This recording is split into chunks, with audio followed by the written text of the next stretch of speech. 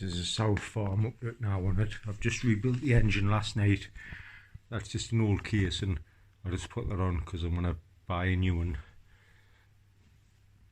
I was waiting for the two seals. They've come today because I just done the engine last night and the night before. But if you order from Simply Bearings, they send stuff within a day if you order before 4 o'clock, so they're good. I'm going to get that seal and the gear stick on, but the minute if I was to push the gear stick, the seal on and the gear stick, this casing isn't tightened because the clutch plates, what's in it, are just old ones. I just put old ones in to make the video for YouTube because I hadn't soaked the new ones in there. It's like this engine's been stood ages, it's all dusty. Anyway, I'm gonna get the kickstart seal come as well. I'm gonna get the kickstart on. Got the water pump casing to go on. It's the head and barrel, which is either that one or that one. Is not ready to go on yet because I haven't got a piston. When you're looking at it from there, the chain seems to go up, then over the swinging arm and down. It's just because the back sprocket's not on. If I lift the back wheel up, in this part, fits into that part of the frame, it'll lift it up, and the back wheel will be up, and then the chain will all be straight. But anyway, that doesn't need doing yet because I haven't rebuilt the back shutter yet. I've been waiting for the washer for the clutch basket. Plus, when I put it back together last night, there was other bits what were missing, but I've put in, so this engine's perfect now. I've got to put, like I say, I've got to put the top end on, but I'm not buying a piston yet. I've got other stuff to do. Soak the clutch plates overnight, which is in there. There's no way in the world on this earth has got that bearing for the bottom of there. So I don't know what I'm going to do. That's why I'm making this video, because I might just have to wrap it up in cling film and leave it. So I'll find one of them bearings. There's the new clutch plates. I've got new metal plates and springs as well. So I'm going to fill that up oil. There's 5 of these. These are the new ones. And yet 4 of these, the metal ones. But if you look, you fit them all in the right way. That edge there at the top is rounded, whereas that edge there is flat. To make sure they're all rounded, all in the same way, not like that. See how one's rounded there. If you put that one on, it will be flat. You have them all rounded with the flat at the bottom. And that's all the friction plates and the metal plates, all in oil. So we'll just leave that 24 hours. So I'm going to take this clutch casing off now. The clutch plates in the kitchen, they've been in oil 24 hours. So I'll put the clutch plates in, torque the clutch nut up, and this casing can go on. And then we'll get the seal on that side and the seal on the gear stick side once this casing's tightened on. That's off now. I've just got to take this off. That's in there. They've been in 24 hours, probably longer now. And I've tightened the clutch nut up too tight the other day. So if you were to try and slacken that nut off, the full clutch just spins. And if you haven't got the proper tool for it, I've got the tool for other bikes, but you need a special one for this. So you just put into gear. Now I'll show what it is you want to hear. And it just locks the middle. Now it's in gear. If you were to turn that nut and get done, see it turning the back wheel, because it's turning the engine over now that it's in gear. So put something through these spokes, through the back sprocket, resting on the top of the swinging arm. Put some socks or rags on there just to protect it. We'll get a long bar through there now. I'll just put some bubble wrap on and a dog's toy on the other side, what's spongy, because I didn't tighten that on very tight, so it should all lock now. Get that nut off. So we'll give it a go. And you can see the, as I turn the nut, it's turning the nut, the big bar down on the swinging arm. And that's it slack now. So all you do if you, because it is hard to do this, I've had a lot of people ask us about this, that's why I made a video a year back or something. You put into gear, put something on the top through there, but when you put it through, make sure it's not through a gap like that. What's gonna, when the wheel turns, hit your spoke, put it through a gap like this where there's no spoke. Make sure it's in gear and you'll get it off. And then to tighten it up, you put this through the bottom and do the same thing. Just pull the full clutch out. Just remember to put that washer back on there. There's the old clutch plates. I think they're the old springs. Oh, they are, because they're the new springs to go on. So we'll get the clutch plates, put them on, get the springs on, get all this back on, and get the casing on. So now we'll get the new clutch plates on, and you get that part.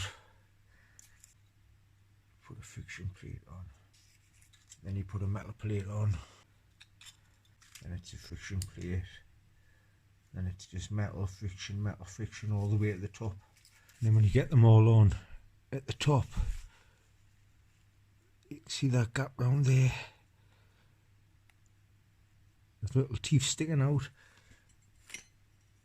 Get that part, and those teeth round the outside what are sticking out, just slot into there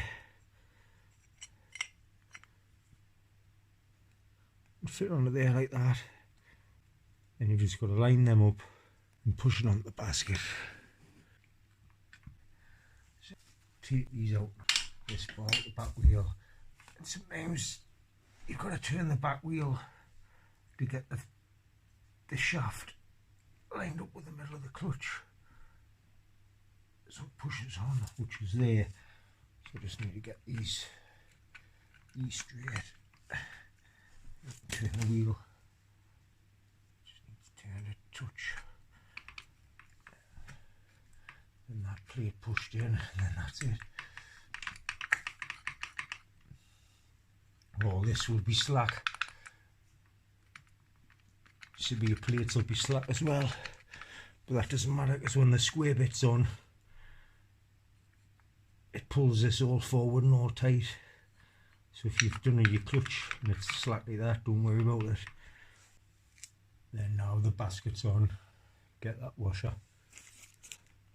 Once it's out, the out faces outside, so it goes on that way. Just put that bolt through.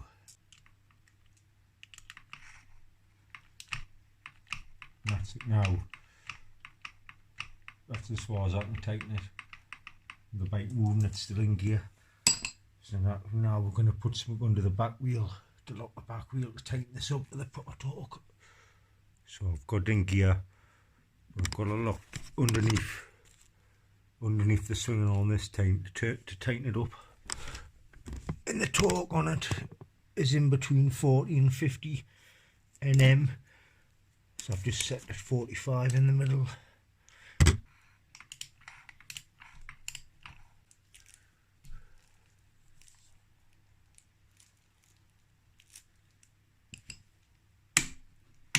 That's it on. That's the click. So it's 45, that's perfect that. Now we'll get the new springs on. Then we can get that on. Tighten in a crisscross pattern, don't just tighten one down or it'll snap the aluminium. So we'll tighten that up, then come back to the video. And that's M4 tighten now. Just put a penny in the back cog, make sure it goes in the back cog. Because if you put in the front cog doesn't hit this clutch basket back cog going round, but the back cog does, the smaller cog. This front, there's two cogs on here, the front one's bigger and it runs the water pump, the big one on the front. So just get that in, and just lock it in between the back sprocket on this and the little sprocket behind the big sprocket here, just to tighten these nuts. It keeps it still, that's it. That's that all tight. Now we can get the gasket on and get this side case and the clutch on. Just make sure that part's still in. It's a little notch what the clutch pushes. You see it if when I pull the clutch. There's the clutch if I was pulling the clutch. You see it move out when I pull it out. That's how it works, the clutch. So when you pull the clutch cable, it comes out like that. We'll get the gasket and we'll get this casing on. And I'm just going to put the two engine bolts in just to lift the engine up a bit. I'll put the nuts on the back later, just so I can get in more. So I'll just push this casing on now. You've just got to watch for the gasket. It's best to put a nut through, even though I don't know which nuts go through. I'm going to have to measure them all. It's best to put a bolt through to keep the gasket steady. Don't push the casing all the way on. Just push it like that, and then you can see down there, and when you put the bolts through, you can see the bolts going through the gasket. Because if you just push that on, the gasket moves, and when you're putting your bolts in, you just rip all your gasket. So you have it like that, and then when you put a bolt through there, you can see it going into there. You put a bolt going through there, you can see it through to there. All the rest, just like that bolt there, you can see it going through. I'm going to have to measure all these though and see which size bolts go in the holes first. So now I'm going to put the bolts in. I found all the bolts, I've measured them all up. I've just got a little diagram where they all go. So I'm going to put all these bolts in now. So that's most of the bolts in. I need a 65mm for there and a 35mm for there, but I'm just going to tighten the casing up anyway because I just want to show this. So I mean, that bolts through the gasket, that bolts through the gasket, that bolts through the gasket, that bolts through the gasket. All the bolts are through the gasket. So now you can tighten the casing on, like instead of just pushing it on, because the gasket always moved. It was moved when I was putting these bolts in. So just remember that, keep it like that and get your bolts in first before you push your casing on. So we'll tighten all them up. Put the sub in, just took it out to find out what setting I need.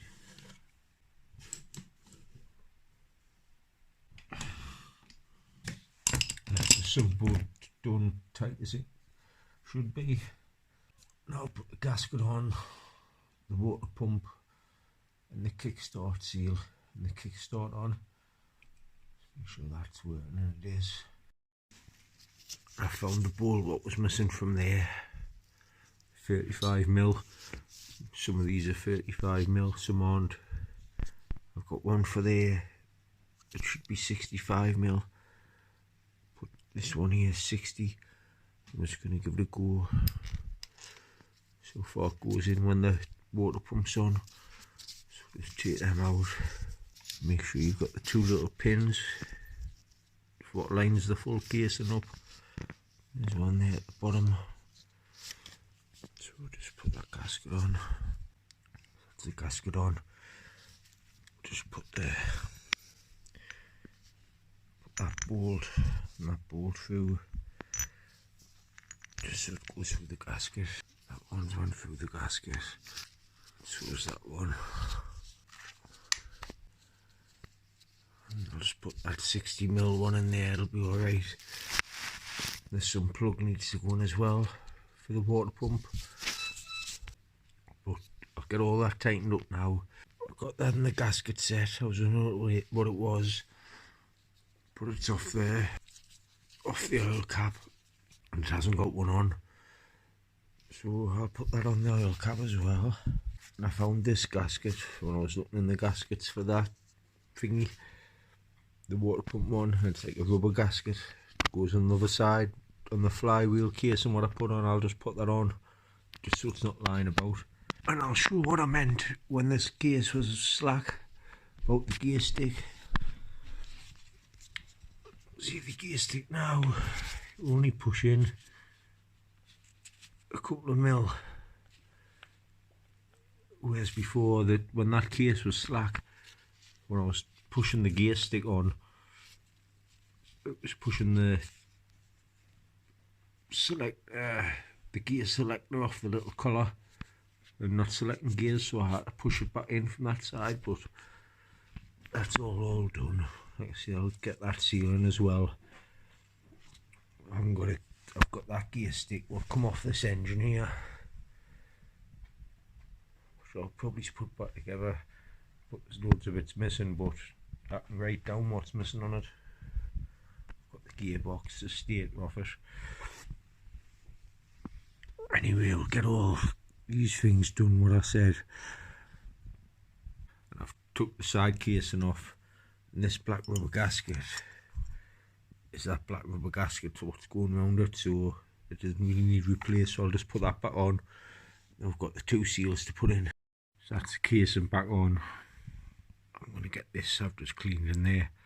I'm going to get the gear shaft oil seal on now. I'm just going to lube it up, push that on, and then do the same with the kickstart shaft as well. So that's the gear seal in, the kickstart seals in. Now I'm going to rig these wires up properly, because they both run up there and up into the CDI, and the run button wires run up here, so we'll do that now. And that's the wires on from the stator coming up here. They're the two that join on the stator, that one and that one, into there and into there. Then you've got these two coming off, what rig up to the run button, and that's it. That's everything I can do for now. Gear stick seals in, other seals in, what I was meant to do. And that's it, that's all I'm doing. Look at that bearing fit in there with the little cup. The cup's 24mm, and the steering stem's 24. They keep sending the bearing out there in a race at 26. Hard to find. I'm going to fill it up oil, that's why I built it all up. And then I'm just going to maybe wrap cling film around the engine till I get a piston and I can find the bearing from somewhere, or find a broken bike or somebody breaking one, just so I buy the fork stem, see if it's the right one. But anyway, that's how far it is up to now.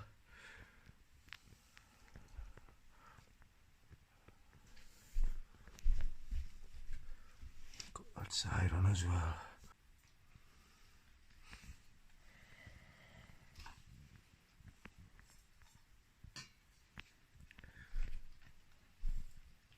I've got that engine there, the spare one.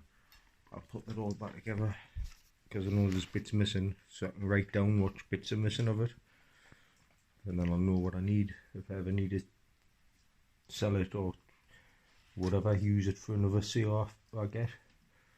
But anyway, thanks for watching.